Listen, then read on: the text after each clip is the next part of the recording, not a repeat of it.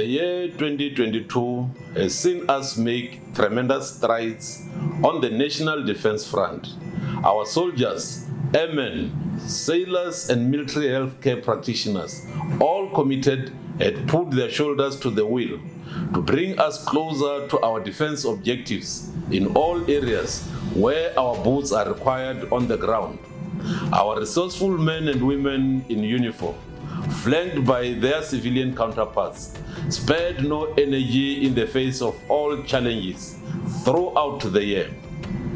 We were able to support our national defense mandate and ensure that we do not fall short of the constitutional undertaking to defend and protect South Africa and her people, whilst also positively fulfilling our peace and security obligations as expected by the United Nations, African Union, SADC, and other regional bodies collectively working for peace and stability. I commend our soldiers for their loyalty and ability to always do more with less during complex military operations and operations other than war in support of the people of South Africa. As Chief of the South African National Defence Force, I am proud to command soldiers who were taught never to dishonor the cause of freedom.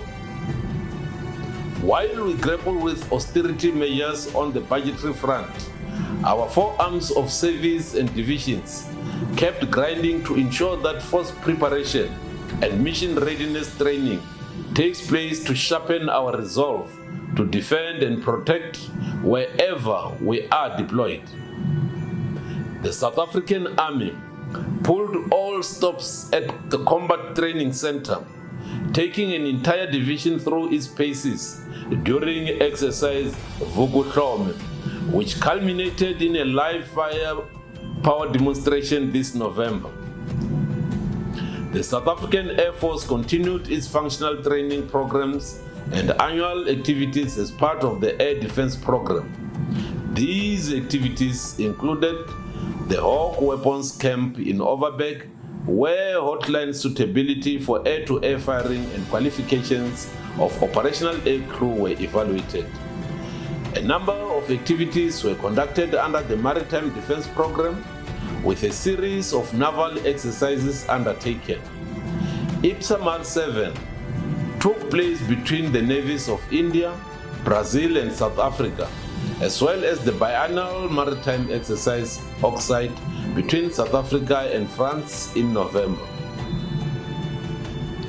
The Navy also took delivery of SAS King's Kuguni 1, the first multi-mission inshore patrol vessel to be taken into the South African Navy.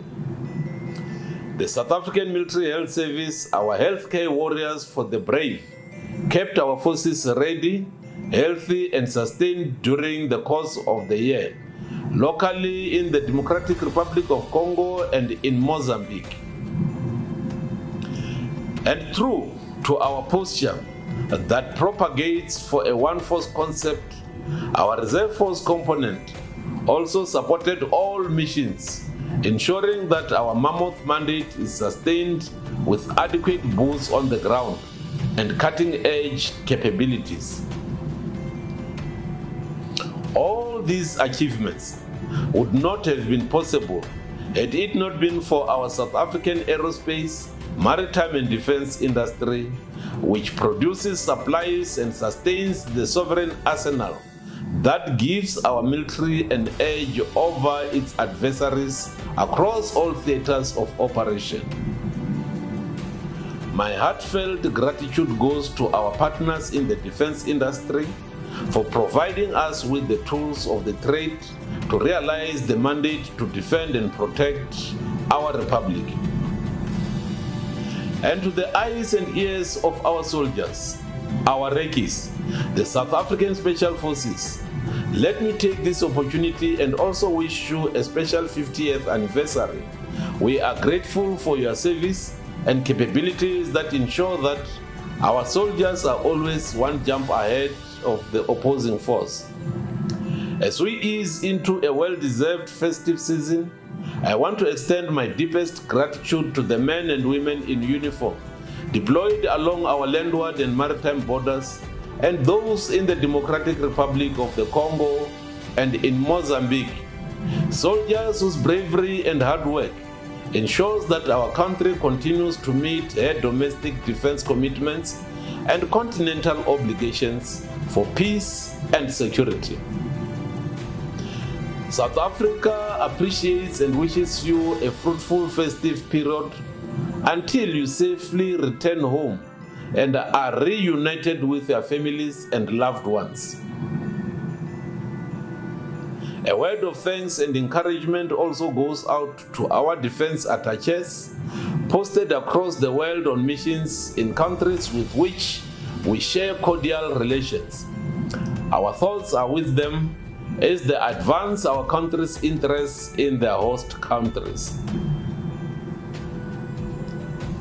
A special word of encouragement also goes to soldiers who will be holding the fort and rendering guard and sentry duties across our military bases and installations during the festive season.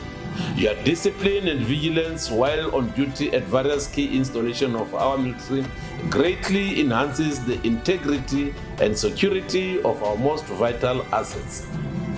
As Chief of the South African National Defence Force and the entire Military Command Council, I thank all of you for your selfless service and wish you safe tour of duty during this holiday period.